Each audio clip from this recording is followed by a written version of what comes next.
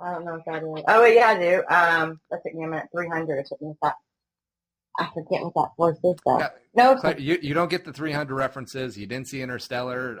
You haven't seen Milo and Otis. Like, what have you done with your life? I don't pay much attention to movies. Unless I read the book, I really don't care. Well, all right, so list off your favorite movie. Like, what you got? The Lovely Favorite? Bones, No, I never saw that. The Great Outdoors. Oh, movies that I watched. Well, I mean, this is old now, but it sticks with me and it doesn't get old in my head that I'd love forever until I die would be Step Brothers. You would. I love that movie. It's a really funny movie. And they play Vampire Weekend in the beginning, and I really like them. You would like Vampire Weekend because of all of your indie roots. Or I whatever. like Vampire Weekend. They make me happy. All right, well, this is a better conversation since you're not too much of a movie or a buff or a cinephile. Like, what's your 3 favorite bands that make you happy? Like of all time? All time. Holy crap on a stick. Okay. I feel like we could make a whole show out of just this and then me making fun of you. I like Tool. I like favorite bands of all time. If you didn't put me on the spot, I would come up with some better answers. I liked the Beastie Boys. I grew tired of them though. So I think of bands that are like common knowledge everybody knows about. So I like some like indie bands that no one really cares about. Maybe Jimi Hendrix. My favorite indie band is Slap Bucket Yankee Stool. Oh, that sounds awful. That's a real band. No, there's a band called Diarrhea Planet. So it's about your Uranus. Shut up. maybe that's something that they thought of when they That's named an it. allegory. That is awesome. I love that one. That's a good one. It's a keeper.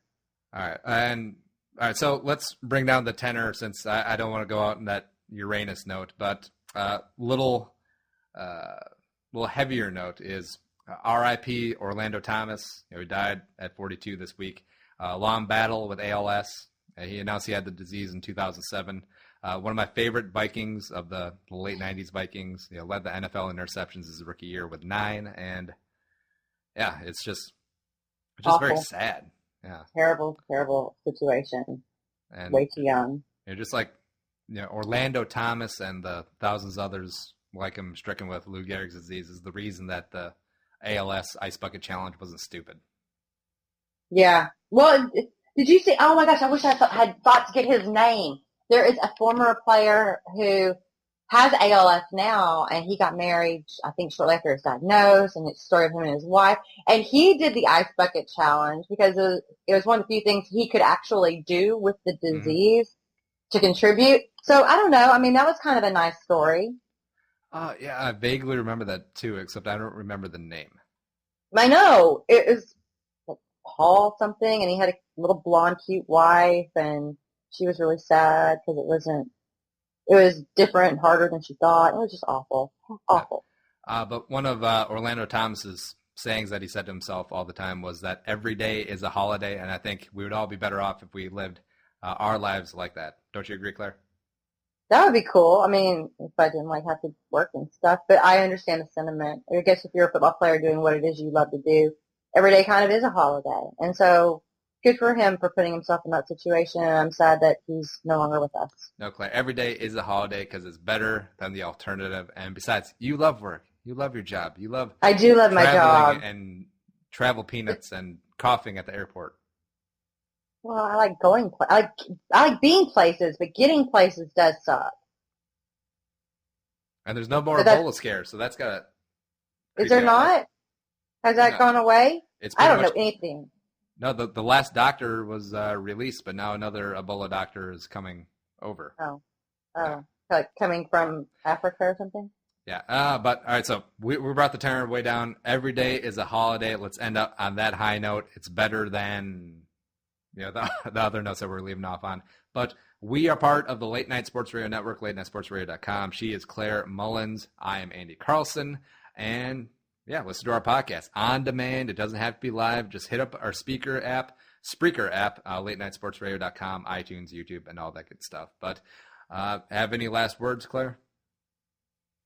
No, I hope all my teams win. That's really all I care about. So blah. All right, for the record, Claire just said as her last words. Enjoy the weekend, mofos. We're going to be watching a lot of football, and Claire's going to go see Diarrhea Planet on tour, and yeah, a good time. So say goodnight, Claire. Good night, Claire. All right, we out of here. Good night.